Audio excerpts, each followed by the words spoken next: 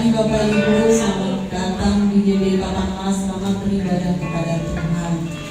Pagi hari yang indah ini kita bersyukur karena Tuhan masih berikan kita kesempatan untuk memuji dan meninggikan nama-Nya. Mari Bapak Ibu, kita mau masuk ke dalam altarnya yang kudus. Saya jemput bangkit berdiri. Kita mau siapkan hati kita untuk meninggikan nama Tuhan.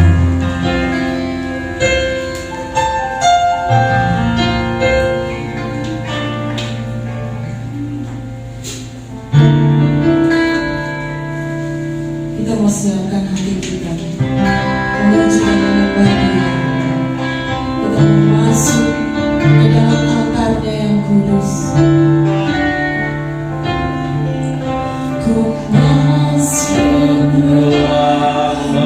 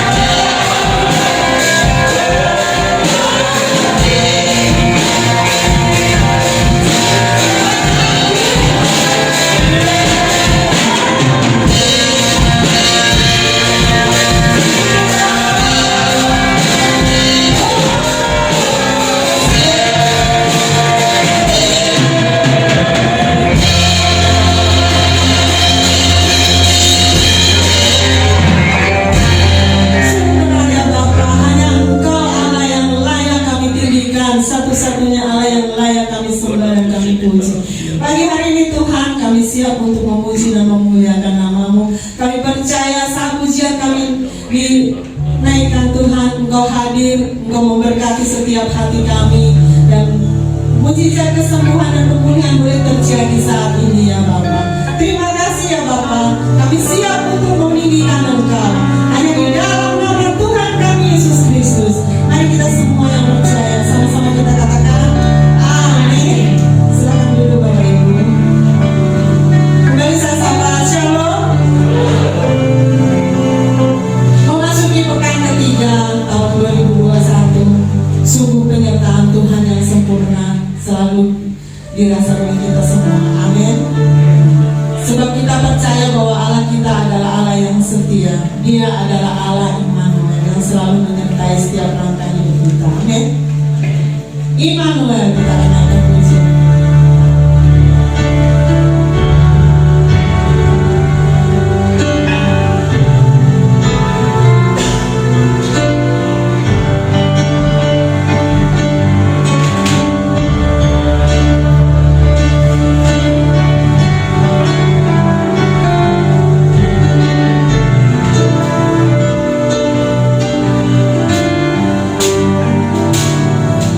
Bapakku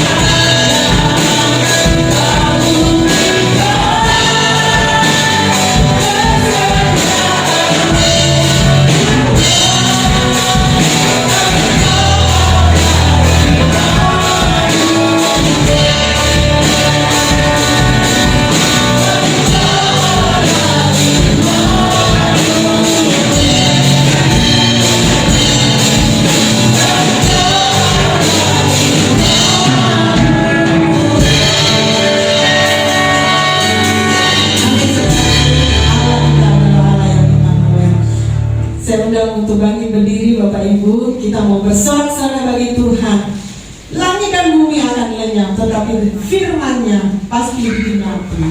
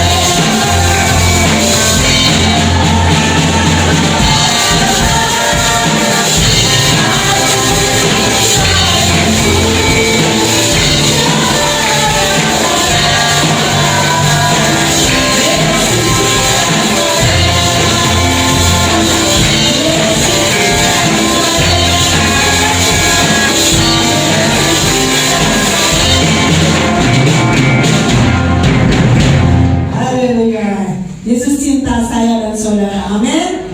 Tiba saatnya kita akan mendengarkan sebagian dari firman Tuhan. Mari Bapak Ibu kita mau siapkan hati kita untuk ditaburi oleh firman.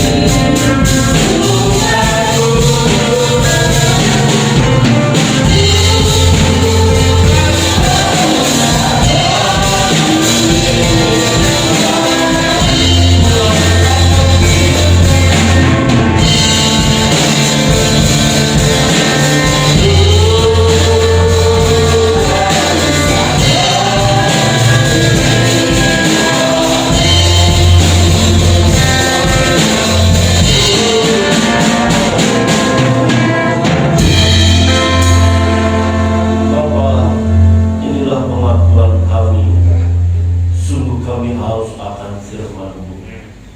Sebab dengan firman-Mu kehidupan rohani kami terus tetap terjamin. Kami terus tetap bertumbuh dalam kedewasaan dan pengenalan akan Tuhan. Bapa urapi hamba-Mu, jadikan hamba-Mu setiap kata kalimat yang keluar dari bibir hamba menjadi berkat bagi jemaat-Mu, bagi kami semua yang mendengar.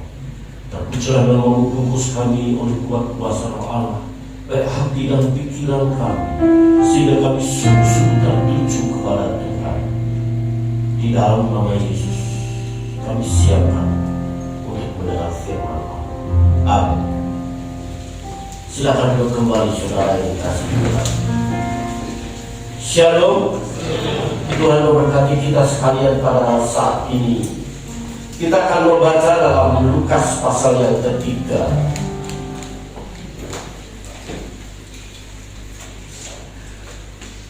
Yohanes Pembaptis dalam tahun ke-15 dari pemerintahan Kaisar Tiberius, ketika Pontius Pilatus menjadi wali negeri Yudea dan Herodes raja wilayah Galilea, Filipus saudaranya raja wilayah Iturea dan Trakonitis, dan Lisanias raja wilayah Abilene. Pada waktu Hanas dan Kayafas menjadi imam besar, datanglah firman Allah kepada Yohanes anak Sakaria di padang gurun.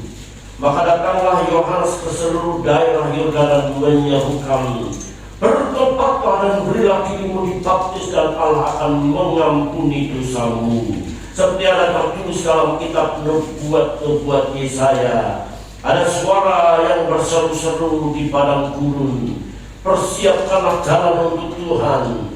Setiap lembah akan ditimbun dan setiap gunung dan bukit akan menjadi rata. Yang berliku-liku akan diluruskan, yang berdeku-deku akan diratakan, dan semua orang akan melihat keselamatan yang dari Tuhan. Amin. Berbahagialah kita yang mendengar firman Tuhan dan melakukan. Saudara, kitab Lukas ini mencatat begitu detail keadaan pemerintahan pada waktu itu, di mana Kaisar Tiberius memerintah pada tahun 14 sampai 37 Masehi. Dan saudara bisa lihat nanti Kayafas, Filipus dan lain-lain. Kita bisa belajar sendiri. Ini sebuah kisah yang nyata, sebuah cerita kebenaran yang tidak dapat dipungkiri dengan sejarah, termasuk penyaliban Yesus di kayu salib. Yesus mati di kayu salib itu sebuah peristiwa yang nyata. Sekalipun ada orang lain tidak mengakui akan Yesus itu disalib, mari kita tinggalkan kitab suci, tapi kita melihat sejarah bahwa Yesus Kristus pada masa Pontius Pilatus disalib, mati, dikuburkan dan bangkit kembali. Saudara-saudara, kita akan melihat hari ini tentang menyiapkan jalan untuk Tuhan.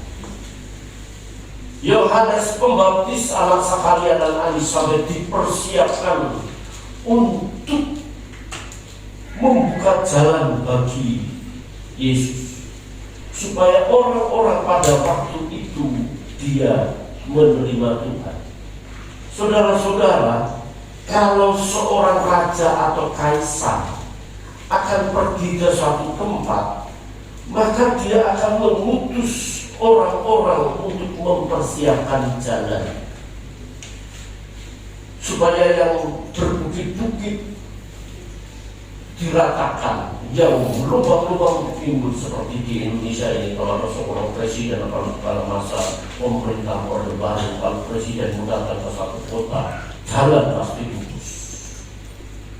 Saudara-saudara yang dikasih Tuhan, hari ini kita akan belajar seperti apa yang Lukas katakan ayat pasal 3 ayat yang ke-4 itu. Ada suara yang berseru-seru di padangku, persiapkanlah jalan untuk Tuhan. Yesus datang yang pertama kali di Bethlehem. Dan itu sebuah peristiwa yang nyata. Ya. Peristiwa yang nyata pada momen pemerintahan Herodes, dan itu kita dapat teliti di dalam sejarah dunia. Kedatangan Yesus pertama kali di Bethlehem, Allah sendiri telah mempersiapkan dalam banyak hal. Setelah genap waktunya, Allah mengutus anaknya dalam 4 ayat yang keempat, di mana bahasa Koine, bahasa Yunani, bahasa pemerintahan Romawi pada waktu itu semua jalan menjadi rata, semua diatur sedemikian rupa. Demikian juga saat kita Natal, kita mempersiapkan diri sedemikian rupa, baik itu pendanaan, baik itu banyak hal kita siapkan. Dan saya sebagai kepala jemaat terima kasih, Natal telah berjalan dengan baik. Dana-dana yang saudara berikan dipastikan Tuhan akan membayar berlipat kali ganda. Tetapi yang penting sebenarnya bukan Natalnya, bukan kedatangan yang pertama. Sebab kedatangan yang pertama kadang-kadang kita menghabiskan sekian juta untuk 1 hari, 1 ibadah atau 2 kali ibadah atau 3 kali ibadah. Persiapan yang mesti harus kita persiapkan yaitu saat kedatangan Tuhan yang kedua kali. Saudara-saudara, mempersiapkan diri berarti benar-benar mengatur diri. Dalam mempersiapkan diri dipastikan ada tindakan yang dilakukan untuk sesuatu yang akan datang. Kita mestinya harus mempersiapkan diri bahwa Yesus datang yang kedua kali. Dan sadar tidak sadar, siap tidak siap, hidup ini adalah sebuah persiapan. Hidup ini adalah sebuah persiapan.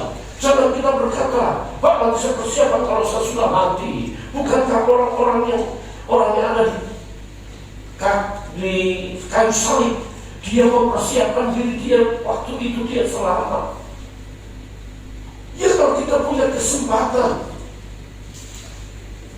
kalau tiba-tiba ada gempa bumi seperti di Sulawesi Barat, tiba-tiba ada malapetaka, ada kecelakaan, tiba-tiba terkena COVID dan tiba-tiba meninggal. Yang kemarin saya melihat ada pendeta GPDI waktu kota hidup di sebuah misteri. Setiap hari saya berkata, Tuhan, Engkau yang punya hidupku Tuhan, terima kasih kalau aku boleh hidup hari ini. Engkau yang memegang nyawa dan rohku untuk Tuhan beri kesempatan aku hidup. Kita tidak perlu menunggu sampai tua, tetapi mari dari sekarang, dari hari ke hari, kita mempersiapkan diri. Seorang yang mau ujian, semestinya seharusnya dia mempersiapkan diri. Betapa tidak cerdasnya kalau seorang ibu yang sedang hamil, dia mempersiapkan diri saat umur bayi itu mau dilahirkan. Mestinya waktu dia tahu bahwa dia sedang dipersiapkan sedemikian rupa. Itu baru cerdas. Itu baru sungguh-sungguh saudara yang dikasih Tuhan. Siap tidak siap, kita mesti harus mempersiapkan diri selama 24 jam. Kalau kita mau persiapkan diri, hidup kita tidak awal, perkataan kita tidak tanpa berpikir. Saudara, kita sadar bahwa sungguh persiapan kita itu menentukan sebuah keberhasilan kita. Saudara-saudara, bahwa persiapan kita itu menyiapkan diri kita itu kunci daripada sebuah keberhasilan. Anak-anak sekolah, kuliah, perhatikan ya. Jangan kamu hanya berdoa kalau mau ujian, persiapkan sungguh-sungguh. Kamu gak boleh ngawur. Learning, belajar. Mestinya hidup ini sebuah proses pembelajaran. Proses pembelajaran menjadi anak Tuhan hidup seperti Kristus itu sebuah pembelajaran. Memahami firman Allah, afektif, kognitif, psikomotorik, pertama mengerti, memahami dan melakukan.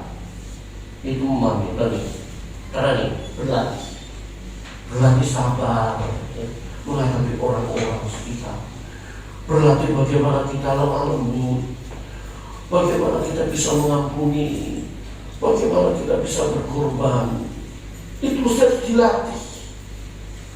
Dua Roh dalam Galati pasal 5 ayat 22 sampai 29. Untuk kita berlatih hidup dalam kasih, melatih diri dalam mentraining diri kita itu, melatih diri kita untuk kita damai, memberi damai. Hidup dalam sukacita gak mudah, saudara. Ya. Apalagi masa-masa pandemi sulit, keuangan sulit, saudara. Banyak orang yang berkekurangan. Kurangnya finansial bisa membuat emosi. Ya. Bisa aja tanggal-tanggal muda masih tenang, tanggal pertengahan bulan sudah mulai goncang. Ya. Akhirnya pada akhir bulan darah tingginya naik. Ada orang ditanya, tekanan darahmu berapa ya? Lihat tanggal, Pak. Kalau tanggal tua darah tingginya naik. Kalau tanggal muda masih lemah lembut ngomongnya. Ya. Menyiapkan makanan pun sama suami masih lembut. Coba, udah gak punya apa-apa, suami maunya makan enak. Makan loh. Ini latih caranya. Ya, mestinya ada caranya. Persiapan kita menentukan keberhasilan. Tapi belakangan itu susah.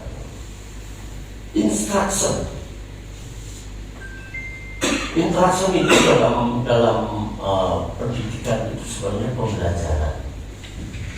Ya. Apa bedanya belajar, pembelajaran dan mengajar? Kalau mengajar itu biasanya guru satu-satunya sumber belajar, itu mengajar. Jadi satu, semuanya fokus. Tapi instruction itu belajar. Guru bukan satu-satunya proses pembelajaran. Banyak sumber-sumber proses pembelajaran. Dan Allah itu mengajar kita. Saat kita dalam keadaan kekurangan, bisakah kita mengucap syukur kepada Tuhan? Saat kita sakit, bisakah kita berharap kepada Tuhan? Tuhan memberikan kesembuhan. Dan hidup ini kan tidak semua seperti jalan di jalan tol.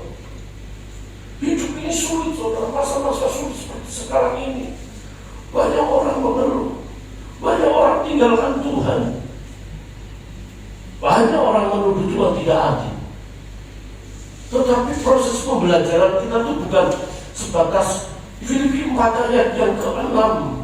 Ya, janganlah kamu khawatir tentang apapun, juga tetap menyerahkan kepadamu dalam doa permohonan serta ucapan syukur. Bukan sebatas IQ, bukan sebatas kognitif, afektif, pengertian dan pemahaman. Tetapi pembelajaran, ya, instruction ini belajar dari banyak hal. Dan kita mesti sadar, saat kita di lampu merah begitu, itu proses pembelajaran. Ada orang gontok besar-besar gitu, kereta api, kereta, wah dia ngomong, ironisnya pakai salib. Ya, palang pintu kereta dikomeli. Ini kan sudah tidak semakla. Itu kan proses pembelajaran supaya kita sadar.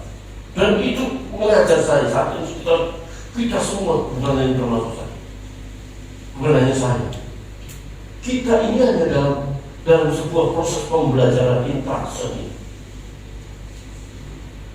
Pembelajaran yang dari banyak hal itu, saudara, membuat kita harus praktek, nyata, real.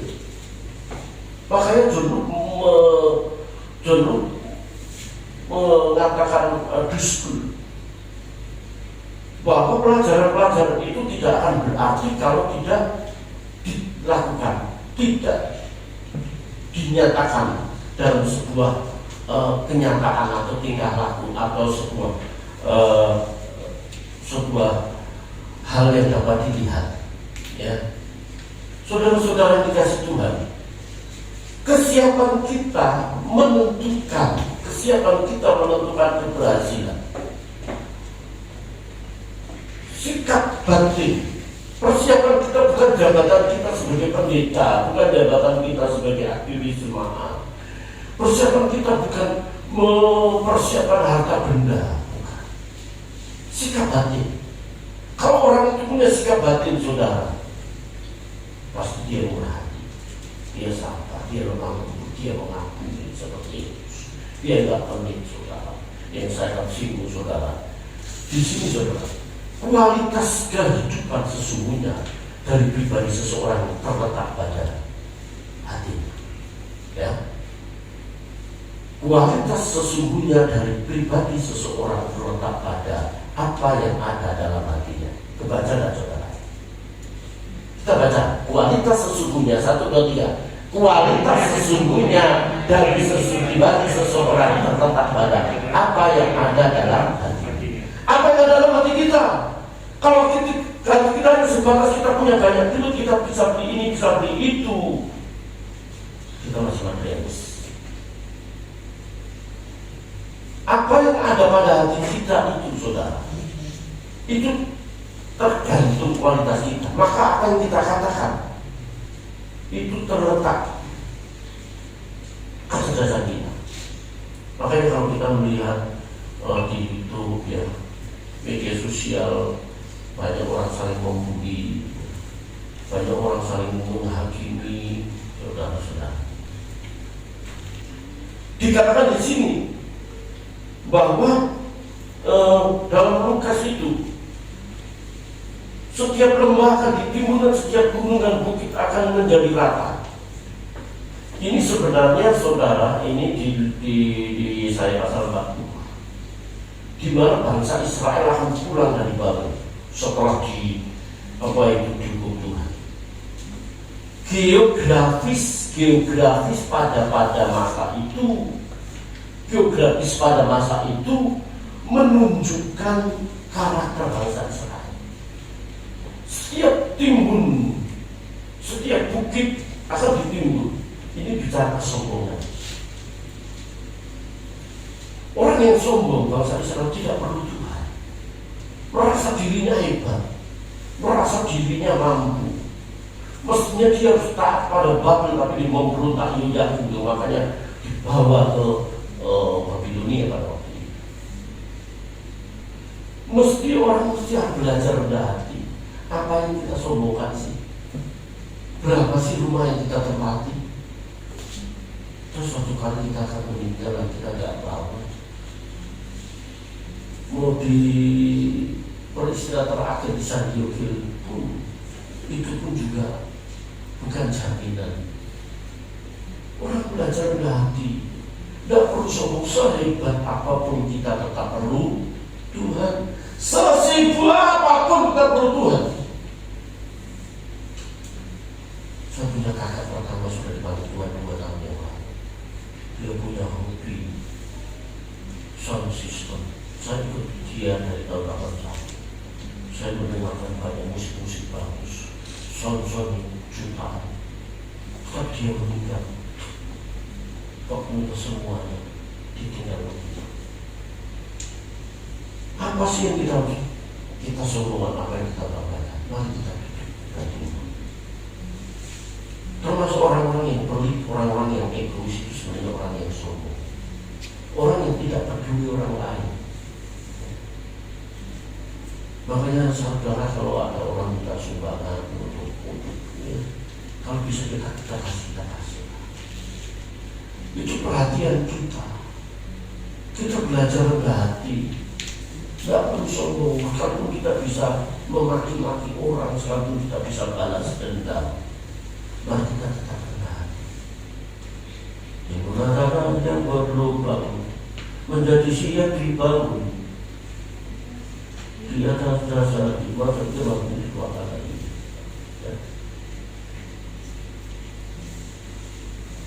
Itu judulnya lagu. Judulnya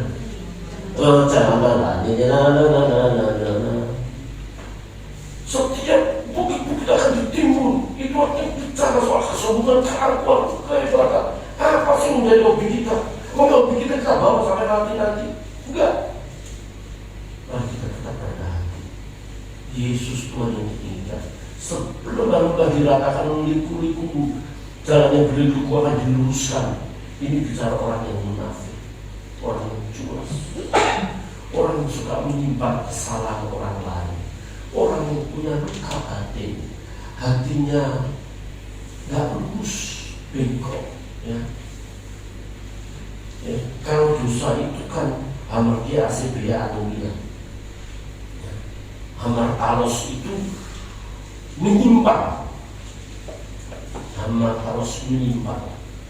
Ya. Kalau asebia memberontak, hal anomia tidak nomos hukum, anomia tidak hukum. Itu tiga hakikat dosa dalam bahasa Yunani. Kalau hamartalos itu menyimpang, liku-liku. Ya. Orang nggak jujur, belajar jujur saudara. Saudara bekerja, saudara punya kesempatan mengganggu banyak, saudara harus belajar jujur kalau enggak. Ya. Sebelum saya sudah jadi bendahara di kantor, saya dipaksa jadi bendahara di kantor akhirnya sebentar. Itu saya jadi bendahara mungkin masih banyak. Setelah mungkin tidak banyak dapat jodoh, dapat bos, saya tidak mau. Kita harus belajar jujur, saudara. Kita harus belajar menutup luka batin itu dan menerima suami, menerima istri, menerima mertua, menerima anak, menerima orang-orang di sekitar kita sebagaimana orang itu ada. Itu tidak mudah. Tapi itu dalam rangka persiapan. Betapa celakanya kita kalau kita masih menyimpan kesalahan orang dan kita dipanggil. Sampai mati dia masih terluka. Saya kenal beberapa orang, dan saya tidak perlu cerita karena ada orang yang ketakutan di sini.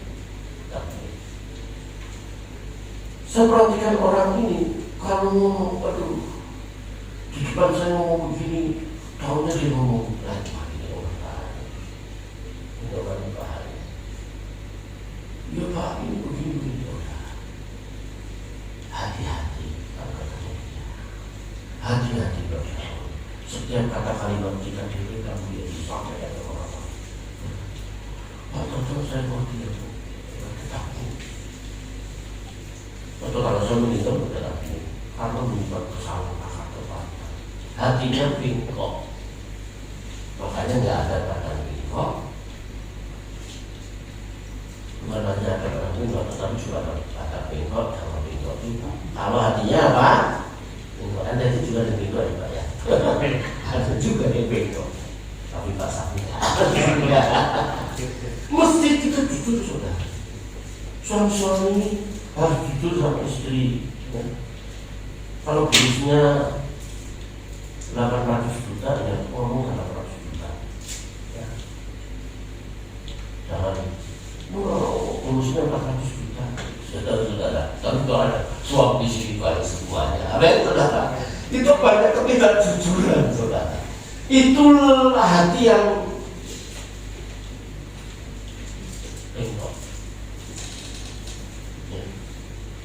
Saudara-saudara yang dikasih itu dalam rangka persiapan. Orang yang bertobat, orang yang sungguh-sungguh. Jangankan COVID, mati aja nggak takut, saudara. Bukan berarti kita hendak berjuang.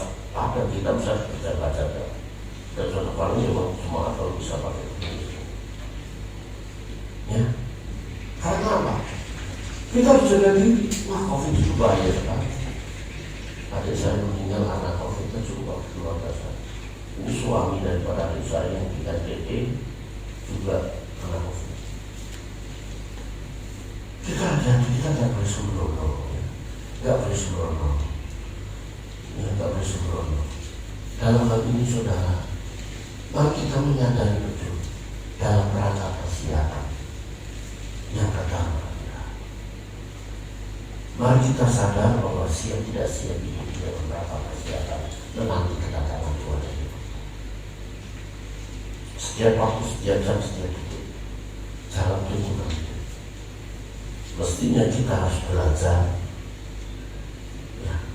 melatih diri, belajar dari banyak hal dan praktek itu. Dan pembelajaran firman Allah bukan hanya sebatas hidup gereja, di perjalanan bertemu dengan orang, menghadapi istri yang sedang marah, menghadapi suami yang sedang marah, menghadapi anak sedang marah, menghadapi mertua. Itu proses pembelajaran dari banyak hal. Tetap rendah hati, tidak berubah, dan kita sombongkan. Mari kita menutup luka batin kita dengan belajar mengampuni orang. Mari kita mau belajar jujur. Kita tidak bengkok, tapi lurus. Lurus, tidak neko-neko. Orang yang tulus sudah harus terkenal juga masa depan. Untuk itu melalui firman Tuhan saya mau mengajak semangat. Nah, siap tidak siap, kita mau mempersiapkan diri menanti kedatangan Tuhan yang kedua. Saudara-saudara, saya akan berdoa untuk hamba-hamba Tuhan, pelayan-pelayan Tuhan dalam kita itu berdiri di tempat saya tidak perlu berdiri di depan kanan kiri karena sekretaris kita Pak Suci sedang di rumah isolasi mandiri ya. Saya minta Ibu Eva sebagai sekretaris kedua tolong membacakan, nanti langsung berdiri aja. Ya, mari hamba-hamba Tuhan tadi berdiri, saya akan berdoa buat saudara sekalian sebelum saya akhiri. Hamba mengangkat tangan untuk pelayan dan abdimu yang Tuhan percayakan melayani. Di dalam nama Bapa, Putra, dan Roh Kudus, berkat Allah turun atas mereka sekalian sebagai hamba-hamba Tuhan yang bertanggung jawab kepada Allah, dan melalui tanggung jawab ini nama Tuhan dipermuliakan. Namanya tercatat dalam buku kehidupan bukan hanya sebagai pewaris kerajaan Allah, tetapi sebagai hamba-hamba Allah yang melayani. Turunlah kiranya berkat dari Allah Bapa, Putra, dan Roh Kudus sebagai seorang hamba-hamba Tuhan yang namanya tertulis di mata Allah sebagai abdi Tuhan yang mengabdikan hidupnya kepada Allah. Amin. Mari kita bangkit berdiri bersama. Amin.